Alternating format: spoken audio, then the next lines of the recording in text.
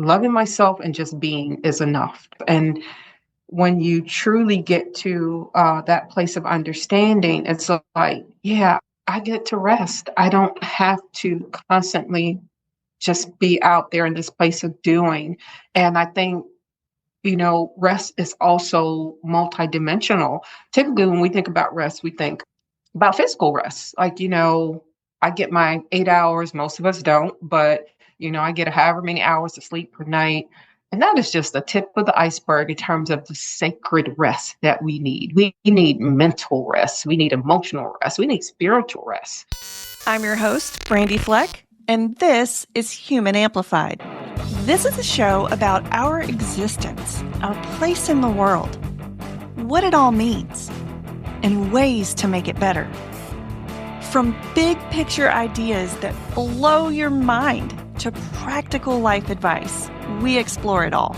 We amplify the voices of healers, survivors, mystics, disruptors, scientists, creatives, and everyday people like you and me to expand our consciousness and use that awareness to evolve into who we really want to be in the depths of our soul. Humans Amplified. Thanks for tuning in. If you enjoy this episode, please go rate and review the show. And remember to subscribe where you get your podcasts and on YouTube. Support for this podcast comes from Bed of Nails. You've probably seen acupressure products before, maybe in your Facebook feed or something like that. It could be for any number of brands, but it's a fact that the Bed of Nails is the Swedish original. I've been using the Bed of Nails mat and pillow since 2012.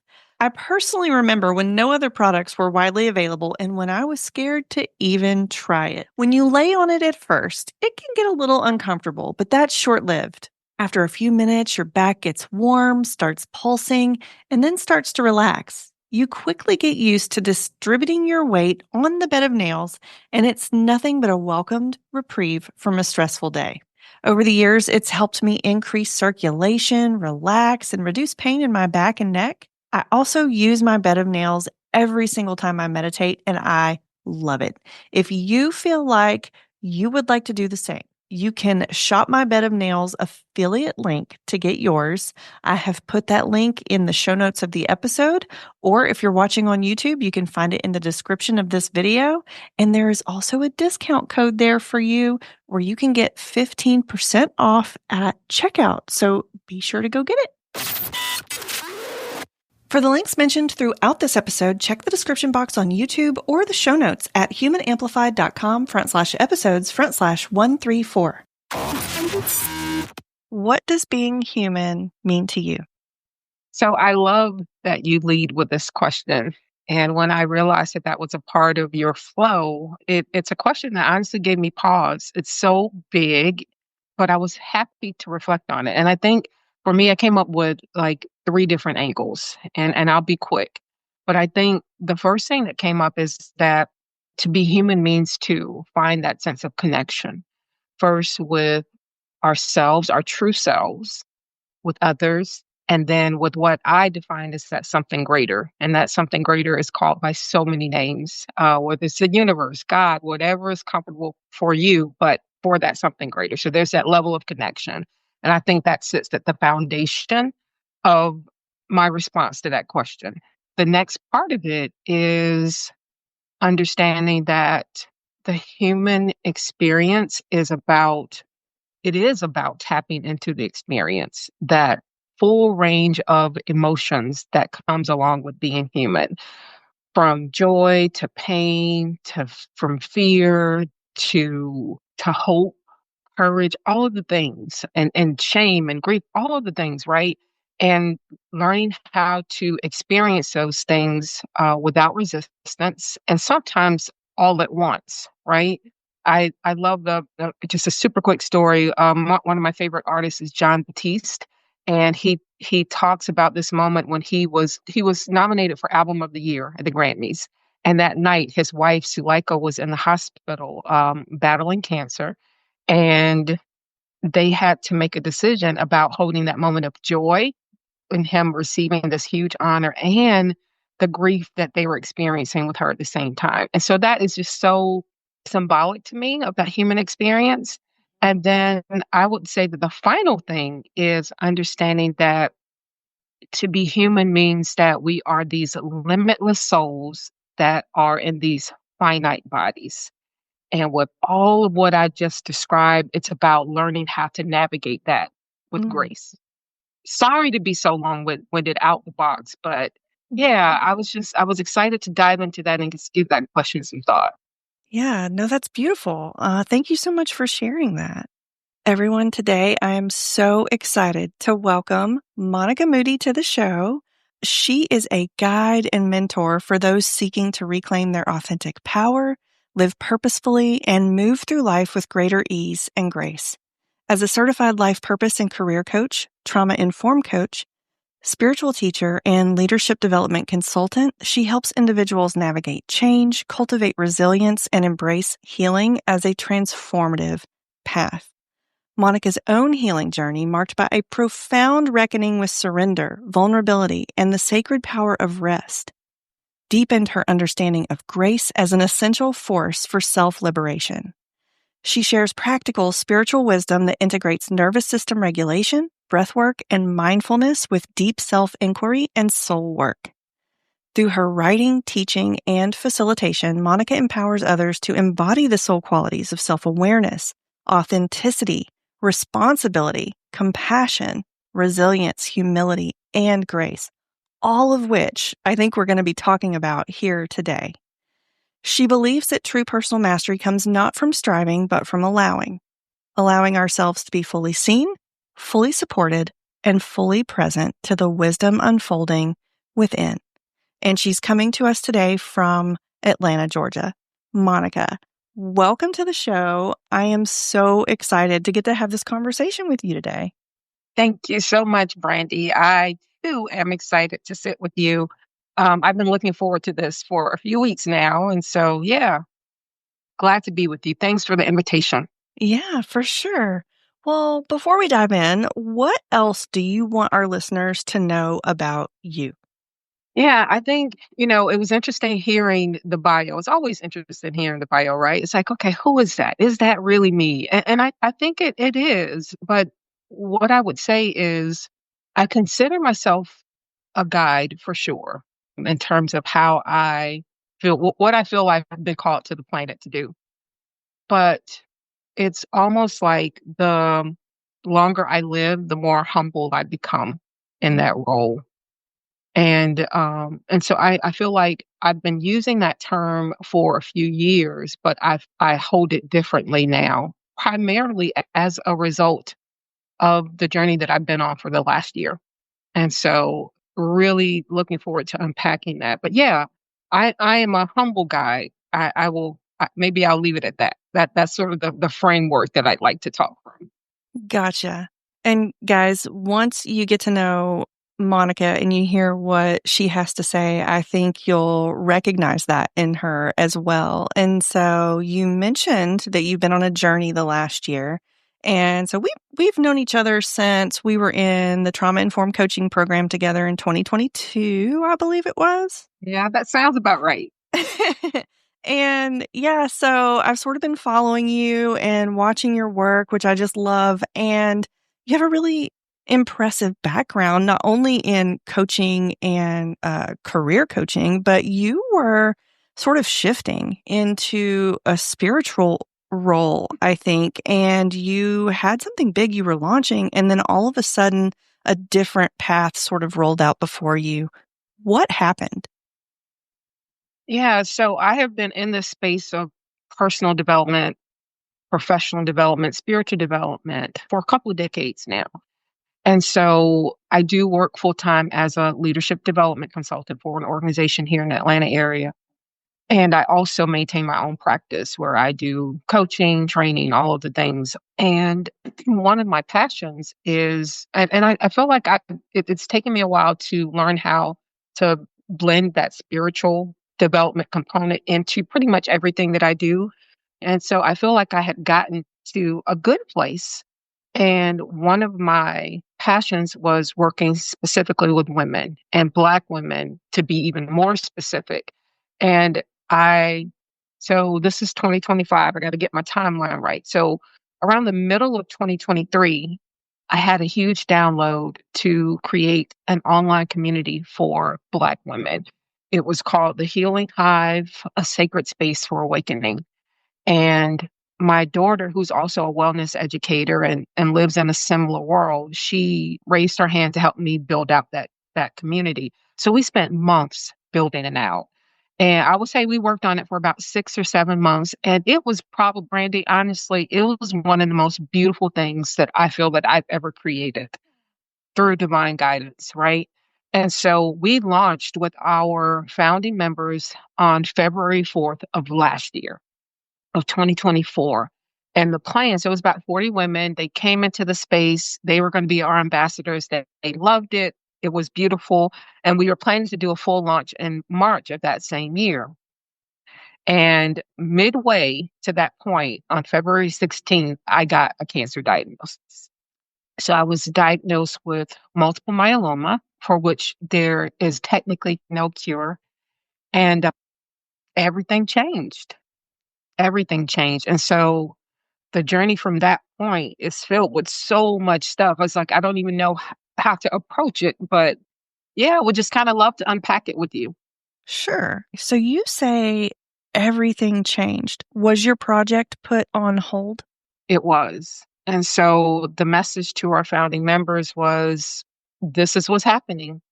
And I had some folks who were, I had a writer who was committed to pouring into the group to try to maintain, a presence. My daughter poured into it for a period, but it was my baby, and my absence was felt.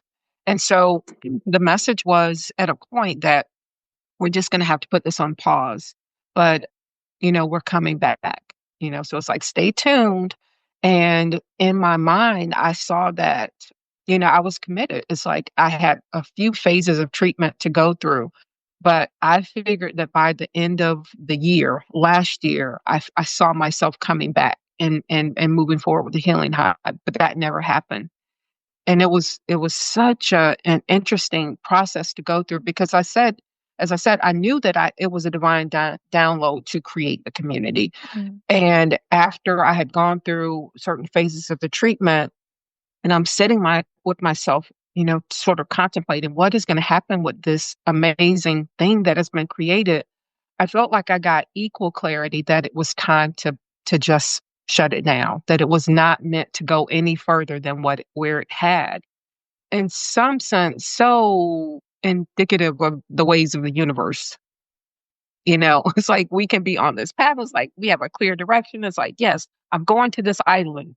And 2 feet out from shore, you're detoured in some significant way. And that's what the whole process felt like. But I was thankful for the clarity that I had at each step. Mm. When you got the clarity that that was as far as this project was meant to go, how did you deal with that? Because I would have been like second guessing it personally. I've been like, really? Are you sure? Like a lot of work went into that. What did you So do? much work. So much work. And it was hard. It was hard to let go.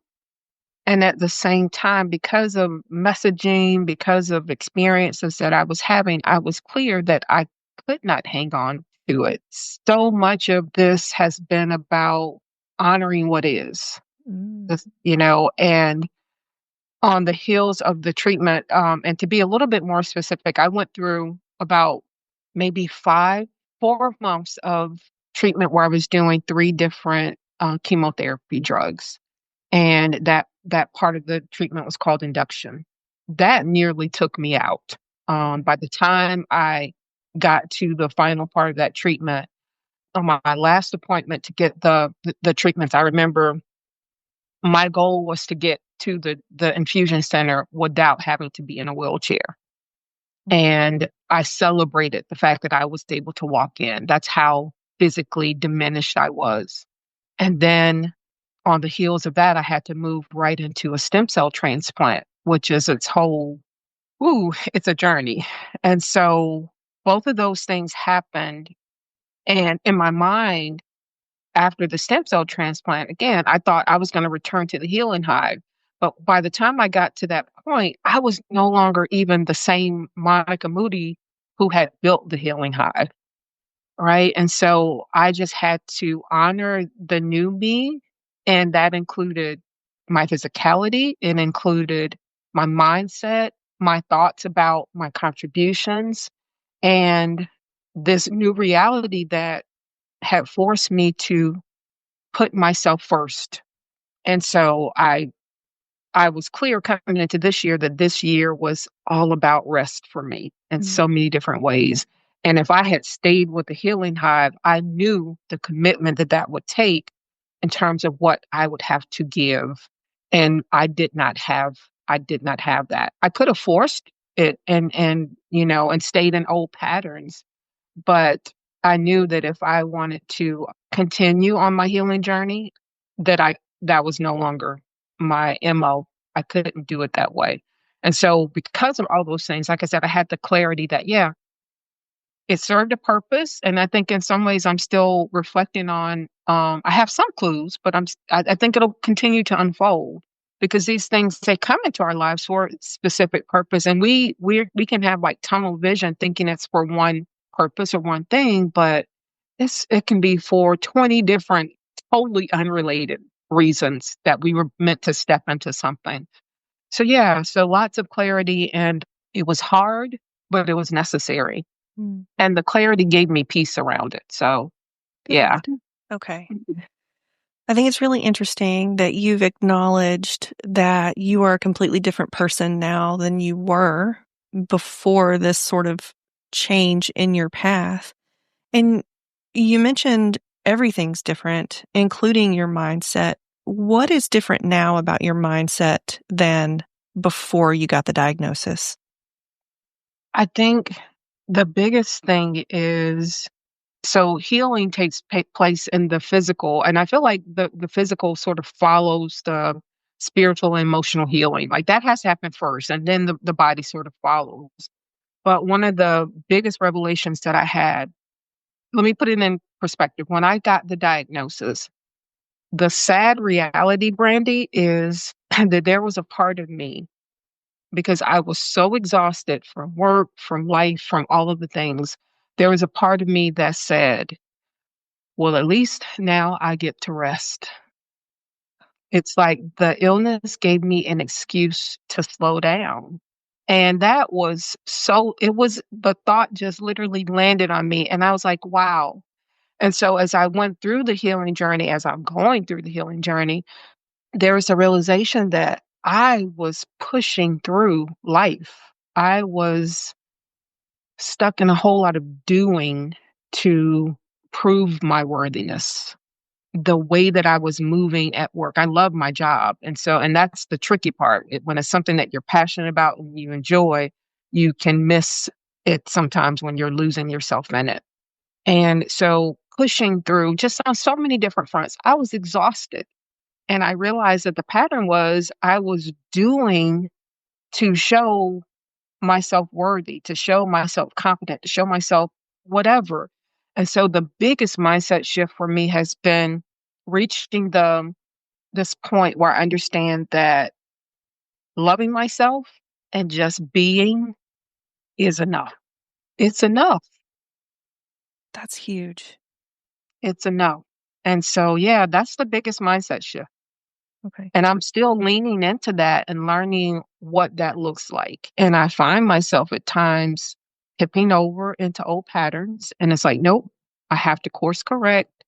Again, old Monica, new Monica rising. Mm, Yeah. okay.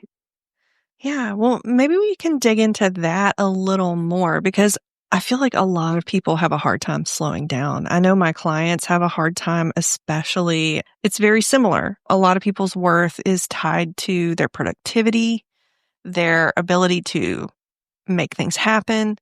But what is it about rest that makes it a necessity and not a luxury? Yeah, and it's funny because, again, I mentioned I've been in the space of personal and professional development for years, and I teach about productivity. I teach about mindfulness. I teach about, all of the things that we should be doing. And it's nothing like a good old life experience to come around to show you the ways in which you are leading from an intellectual knowing versus a true embodiment of these principles and these understandings. And so I feel like this cancer journey has gifted me with that and understanding that like we can talk about rest and the need to, just be still, all of the things, but now I just hold it in a totally different way. Again, it's more of the embodiment of understanding these principles. And so for me, I consider rest sacred. And it's sacred because of that mindset shift that I just mentioned. Loving myself and just being is enough. And when you truly get to that place of understanding, it's like, yeah, I get to rest. I don't have to constantly just be out there in this place of doing. And I think, rest is also multidimensional. Typically, when we think about rest, we think about physical rest. Like, I get my 8 hours, most of us don't, but, I get however many hours of sleep per night. And that is just the tip of the iceberg in terms of the sacred rest that we need. We need mental rest. We need emotional rest. We need spiritual rest. Mm. One of the things that I discovered was draining me was the fact that because I live in the space of development and because I want to show up in front of my clients and the people I serve in an authentic way, I lived in this place of constant self evaluation, wanting to do better and be better. And there's nothing wrong with that. But anything can be like we can flow over a little too much with anything, no matter how good that root is. And so rest for me is like I understand it in a different way now. It's like I get a break from like and you will know this Brandy that grace is huge, right? Grace is this huge force in my life that I love to talk about. And it's like I get to give myself grace, I get to give others grace, I get to give people passes, whatever the thing, because it allows me to rest. I don't have to constantly be in the space of evaluating others, of evaluating myself. And that again, that shows up in terms of the mental, emotional, spiritual, and the physical rest, all of the ways. Like I get to do that because I am worthy. Yeah. And I hope this is making sense. Like, It does make sense. Absolutely. Because if you're worthy, you don't have to strive to change anything about yourself. And it makes me think of surrender. You're just surrendering to what is, you're allowing yourself to just be. So you mentioned grace, but you also mentioned, well, and surrender just came up. So let's focus on grace for a minute. okay. What is grace? I don't even remember the point at which I became smitten with the concept of grace, but when it landed in my life and my awareness, it just kind of became this framework through which I see, or at least attempt to see the world. And so in 2021, I wrote a book called Be Yourself to Free Yourself. And in that book, I talk about what I consider seven soul qualities. And so the idea is that as we are unfolding and we step into different dimensions of ourselves, as we move on that journey, those soul qualities become more apparent in terms of our expressing them in the world. And you named them when you were giving my bio. They start with self awareness, authenticity, vulnerability, and they end with resilience, humility, and grace. Grace is kind of like the capstone to me. And because I associate grace with the unfolding of love. So in that book, I define grace in so many different ways. But on my healing journey, there are three ways that have been the most pronounced. And so I would define it as allowance and acceptance. And that relates to that whole concept of surrender, which I know we'll dive into. I describe it as authentic beauty, which was very much a part of my healing journey, both in terms of my relationship to myself and to others. And then the final way, and maybe the most significant, I don't know, it's all significant, but I define it as the unmerited favor and love of the universe. Mm. So on my healing journey, that last piece right there, the unmerited favor, like we don't have to do anything to deserve the love of the universe. That's what allows me to shift into that mindset change that we've been talking about. Like just I get to just be because of the unmerited favor and love of the universe. I can sit in a garden and just exude whatever frequency I want to exude into the world. And that has equal value to anyone who's doing anything else in the world. So yeah, that's kind of how I would frame grace for our conversation. I really love the phrase unmerited favor of the universe. Mm. And so I feel like some people who got a cancer diagnosis might not feel like they have the unmerited favor of the universe. Can you describe for us how you know you have it and what it feels like? We may have to dive into the conversation about surrender a little bit. I'm trying to think about how to frame this. There were so many points along the journey where I experienced what I would call miracles. And those miracles were a reflection of that unmerited love and favor of the universe to me. And it was hard. It was it's the hardest thing that I've ever faced in my entire life. And there were points when I wondered, like I'm sitting here and I'm having this conversation with you, and this was so far from my reality at a point when I had no voice, when I had no energy, I was suffering. And yet, through all of those intense moments, the universe showed up for me. And it looked like, for example, on my very first appointment to see my now oncologist, when you walk into a cancer institute, that is sobering, right? At that point, I didn't even have a diagnosis. I had some lab results from another doctor that I had seen. So I'm walking into this cancer institute, and it's like it's all surreal. And so I'm in line to to check in, and I hear somebody call my name. And I turn around, and it's a friend of the family, one of my sister's friends with her daughter. And she's like, I know why I'm here, but why are you here? And so I explained the situation. As it turns out, I had an appointment at, let's say, 10:30. Her appointment was at 10:15 to see the same doctor in a suite of like 13 doctors who were seeing the same doctor who she had been with on her cancer journey for a couple of years. Wow. And so she offered me the exact reassurance that I needed in that moment to say, you are in great hands. I've done this treatment, that treatment. I'm doing amazing. And Dr. Amin is phenomenal. So you have no idea, or I'm sure you can imagine in that moment, the grace. Yeah. That's what the unmerited favor and love of the universe looked like.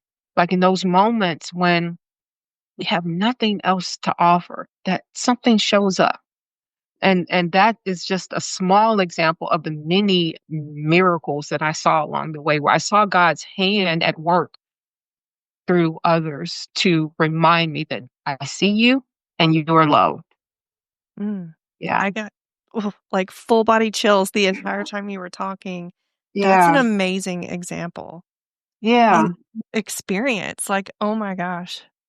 So many experiences like that. And, folks who know me as a writer have asked, okay, when's the next book coming?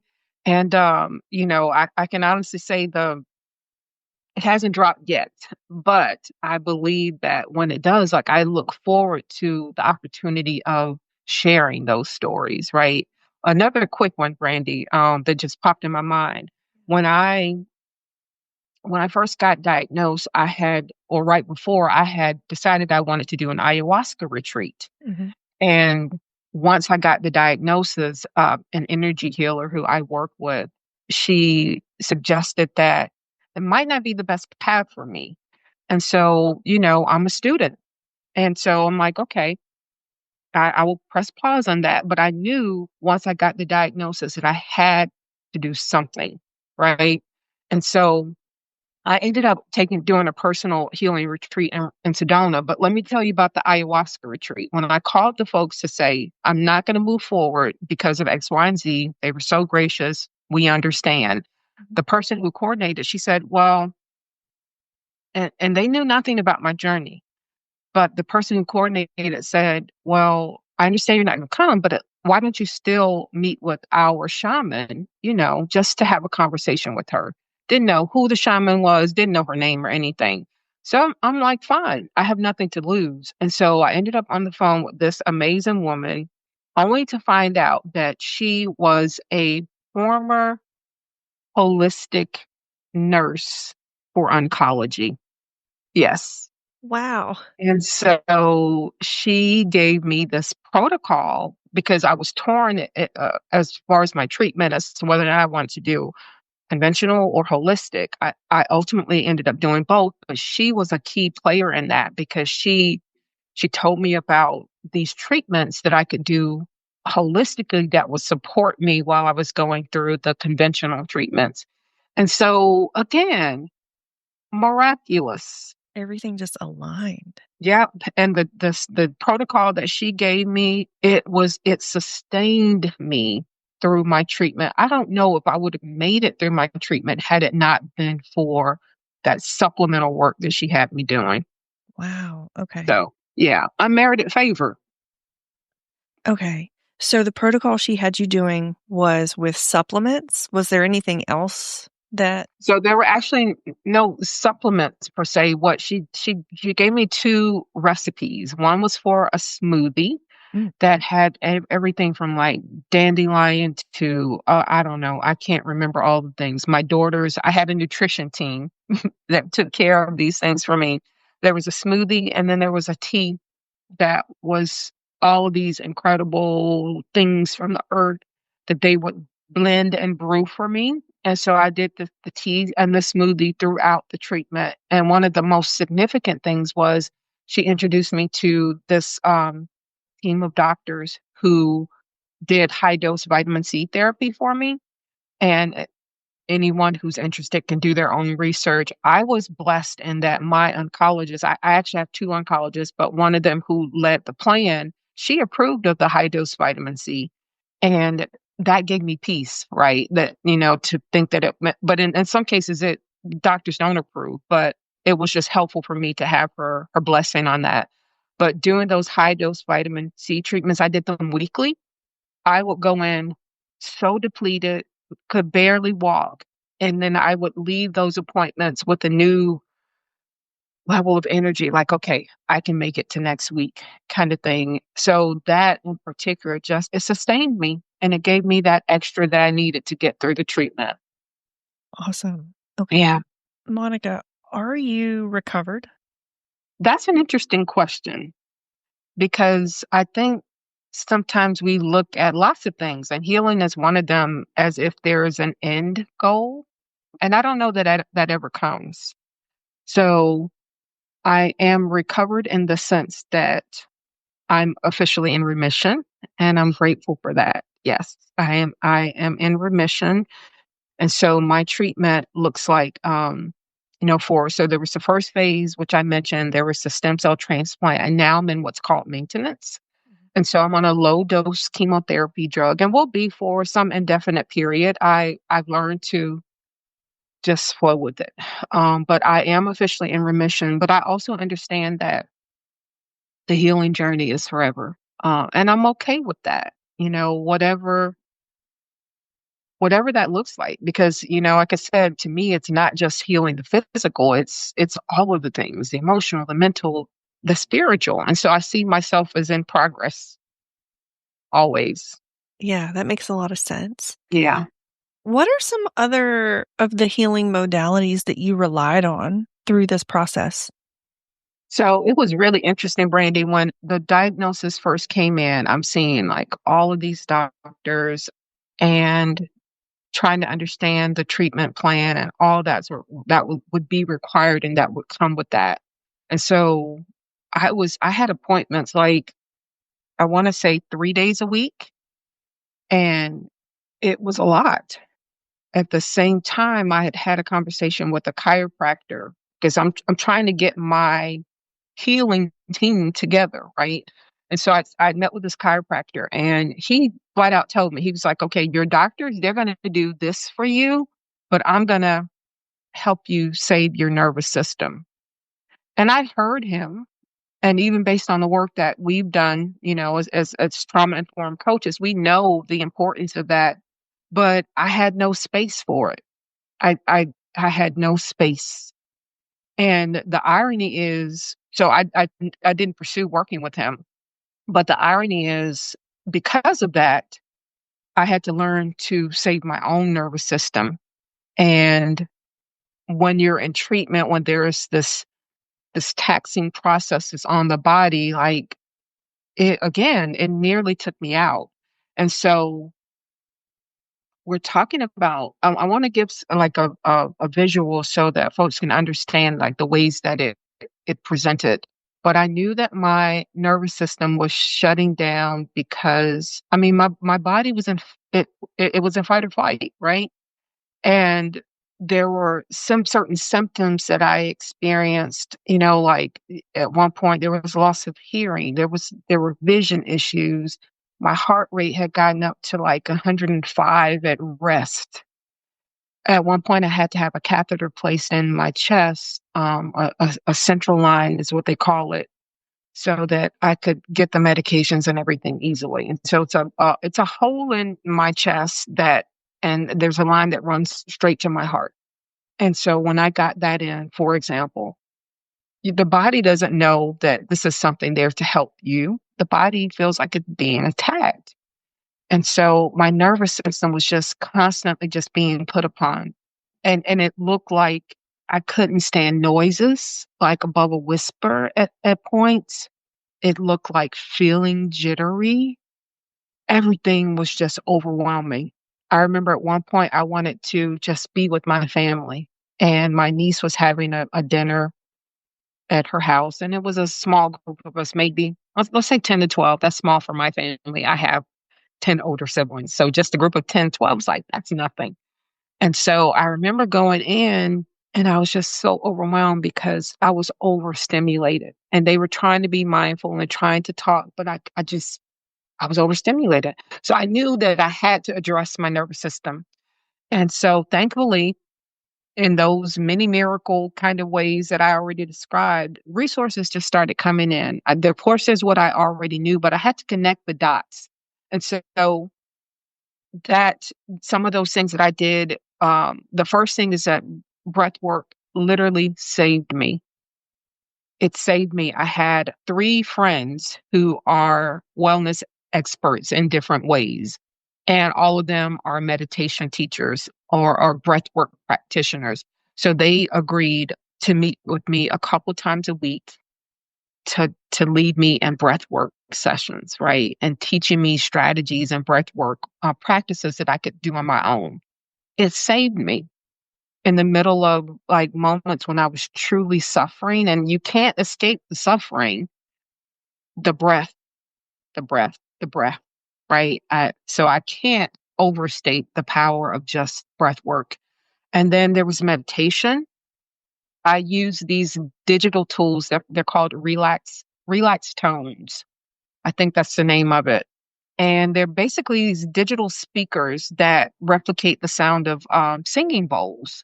And you can set them to different healing frequencies based on what you need. And so I think mine was pretty much set on anxiety, you know, but I would listen to those as I would try to sleep. So the sound of singing bowls regulated my nervous system. And then there was another gadget, and I'm not like a brand ambassador for any of these. So, but I do want to share them because they may be helpful to others. But there was another one called Sensate. And Sensate is this little gadget. that you sit on your chest and it vibrates to different meditations. And so you're listening to the meditations or the music, and it's pulsating and tapping into your vagus nerve Oh. to calm you down. And so without those tools, again, they helped me to regulate, and regulating helped me to heal because I knew that I couldn't heal in the absence of regulating my body. Mm. So That's a really good point. And I would love for our listeners to take that away from this is that in order to heal, you have to regulate. And then your body can start allowing itself to do its natural healing processes. But if you're in exactly. fight or flight, it's just not going to happen. It's self-defeating because your body is overwhelmed. And so I'm so grateful that all those resources, the insights and everything that came in for me because it truly was a game changer. But yeah, and I also realized on the topic of regulation, and this was a recent insight that so I'm participating in this training called Compassionate Leadership, where it's basically the goal is to teach leaders a trauma informed approach to leadership. And the idea, I'm taking the training so I can learn more and then translate that into some offerings for the leaders that I work with. And in a conversation recently, one of my colleagues in the class said, we were talking about leaders and how they show up. And she said that the greatest thing that a leader can offer their team is to be in a regulated state. And she said that a regulated state is a state of grace. And you know me, Brandy, I just melted. Oh my gosh, a regulated state is a state of grace. And so even in my book, in my mind, I've always seen alignment, like when we are aligned with our true selves as a state of grace. Yeah. And so I started playing with the idea like, is alignment and regulation, is it the same thing? And I concluded that it's not the same thing, but I do see regulation as a path to alignment. Ooh. Because if I think about the ways that I tap into my own sense of alignment, it's doing all of the same things that I did to regulate my body when I was in treatment. It's the breath work, it's the meditation, it's the working with the vagus nerve, it's all those things to open that pathway so that I can connect with my true self, right? Yeah. So, yeah, some interesting concepts sort of coming together. That is really interesting. Mhm. And in thinking about it while you're talking, it's sort of like, and when you're regulated, it's easier to have that clarity, that vision of like how you want to move forward instead of, Exactly. the stress chemicals determining what you need to do to keep yourself safe. And you mentioned Exactly. clarity, having clarity in the beginning of this interview. Mhm. It all comes together, right? And it's funny because I'm not necessarily one like when I started on the development path, I was not one who was necessarily scientifically motivated, right? I was very much interested in what was the spiritual wisdom on said topic. But I feel like my journey has taken me full circle to now why I can see clearly like the scientific angle and how it supports the spiritual angle. Like it's all talking about the same thing in different ways of understanding it. Yeah. So yeah, it's pretty Okay. fascinating to me. Yeah, for sure. And now finally, Monica, what have you learned about surrender? So what I can share is that as I was going through this healing journey, I did not know the degree to which I was such a control freak until everything hit the fan, so to speak. I think if the universe wants anything, it wants us to understand the control that we don't have, right? It's like it wants to get us to that place of surrender because we can't even understand the big picture and our place in it until we get to that point of surrender. And so it's like by choice or by force, we have to get there. And so I feel like the first part of my life was, primarily by choice because I understand that surrender is about going with the flow. And even in the model that I use for transformation, flow is one of the elements.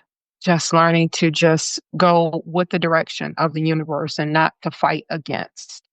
But again, we've talked about the difference of and I've understood that, and I would even say in a deep way. But since this cancer journey, I understand it in an even deeper way. And so for me, surrender it's been about learning to just dwell in that space of allowance and acceptance. And I feel like the bigness of this cancer journey was that I had to surrender to that idea even unto death, right? Even unto death. When I first got diagnosed, I think I was just searching for someone to tell me that I was going to be okay, right? Whether it was the energy healer that I was working with, I told you about the retreat that I went to in Sedona, a doctor. I wanted anybody just telling me that I was going to be okay. And of course, they all gave me different versions of encouragement, reassurance, all the things. But ultimately, it was not until and this came as a result largely of working with Joe Dispenza's work. But it wasn't until I got to the point where I could accept that the universe loved me, was mindful of me, I was going to be okay. But okay can look different ways, even unto death, right? That was the level of surrender that I got to when I felt like I could then bounce towards healing. Because in the absence of getting to that deepest place of surrender, there was an aspect of resistance. And resistance keeps us in that fight or flight mode. We're not healing at the deepest levels that is possible because we're fighting against something. And it's funny, I realized that along the way that I even had like a almost a visceral response to certain language, like cancer survivor. It denotes fighting to me. Nothing wrong with that if that's a concept that does resonate with you. But for me, it didn't feel complete in terms of describing my journey. And then there was another phrase, like I remember one of the things that I had to tap into, like my healing village was huge. And one of the things I had was this page, the support now page. And I highly recommend that to anyone who needs support. It's called Support Now. You can look it up. But it allowed my healing village to support me in different ways, not just financially, but bringing meals, prayer, all of the things. But someone in my healing village had posted on social media sharing that link to my support page saying that, my dear friend Monica is fighting for her life. And the term fighting for my life did not resonate with me because I realized that of course, well intended, and you understand and appreciate the spirit of that. But I realized that it wasn't fighting that was going to save me. It was surrendering that was going to save me. It was allowing what is to be. And, so on those days when I was suffering because physically or emotionally, all of the ways, all I could do was just to give in to what wanted to be. So that's what surrender means to me at the deepest levels. Again, I feel like when we reach the depths of that, that's when like the magic can start to happen. Right? We got to just let go and allow the universe to take us to whatever those places are that we are meant to visit. Absolutely. Whatever those places are. Yeah. Yeah. Real quick, what came first?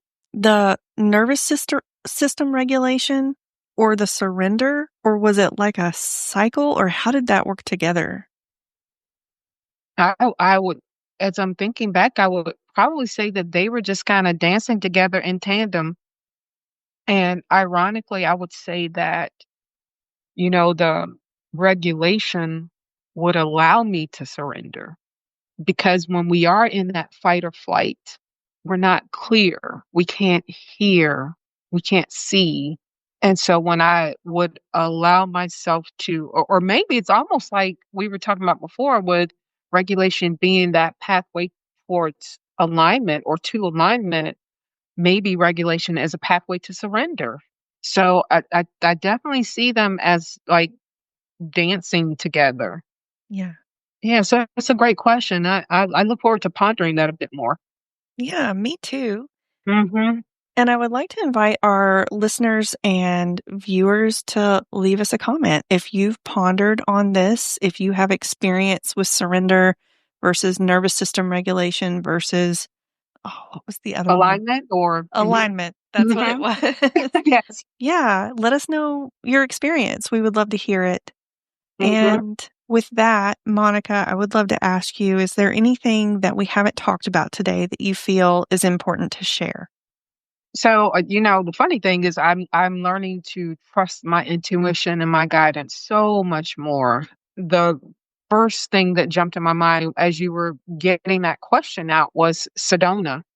I want to highlight the fact that, as we're talking about regulation in the body and that fight or flight, but one of the more significant parts of the journey for me was understanding that there was so much trauma that I had in my body that I was not even aware of. And had I not taken that trip to Sedona, and it just looked like 3 or 4 days where, and if I would actually like to share the name of the company that I use because I am their biggest supporter, but it was called Sedona Soul Adventures. And what they did was they listened to my story and they created private healing experience for me to step into based on my needs. So over the course of those 3 or 4 days, I saw 6 different practitioners who poured into me in different ways. And one of the more profound experiences was with the practitioner where I did breath work journey with. And it was during that journey that it was revealed to me that there was trauma that I had been carrying again that I was not even aware of. There was a tremendous amount of grief that I was carrying in my chest from losing my mother. There was just a mix of pain in this area that represented so many things that I had experienced in life. There was ancestral trauma that I was carrying, completely unaware. And in that breathwork session with her, I released buckets and buckets of grief and trauma. And that was before I started my treatment. Again, unmerited favor and love of the universe that orchestrated it in such a way. And in releasing those things and the other sessions that I had, it gave me what I needed to believe that I could move forward. I could take the next step. And so certainly for anyone who is on a similar journey, I would say do the work. When we're talking about healing our physical bodies, there cannot be the absence of that somatic work that is needed. Like, research it, find some practitioners who can help you to move the stuff out of your body that does not belong there. So Absolutely. definitely wanted to get that in. Okay. Wonderful. Yeah, because we're whole. We have so many different aspects of our being. You can't just heal one. It's all tied together. Exactly. Yeah.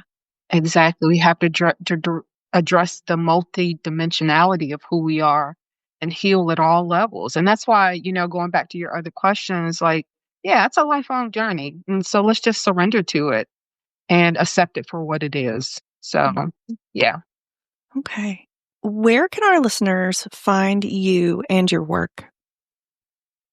So I'm in the process of simplifying. Like I said, this is my year of rest. And Mm-hmm. so I've closed down quite a few things, but I still have a presence online with my website. It's owningchange.com. So you can certainly find me there, but I'm most active on social media, and that would include Facebook. So you can look for me under Monica Moody, and the same for LinkedIn. And so those are the 2 spaces that I go to. I just shut down my email community. Like I'm stripping away the things that I don't have space for right now. Yeah. But every now and then you will find me out there sharing my musings on those social media platforms and just, revealing what's coming to me as I continue on this journey. Love to engage in that way. So Monica Moody, you can find me on LinkedIn, Facebook, and then owning.change.com. Wonderful. And I just think that you're a wonderful example of being able to strip things away and still have the presence that you want to have. I hope that you get the sacred rest that you want this year. And Monica, thank you so much for coming on the show. Thank you, Brandi. This was lovely, lovely, lovely. I appreciate sitting with you. Thanks for tuning in. Check out more of our episodes here and at humanamplified.com. Remember to subscribe.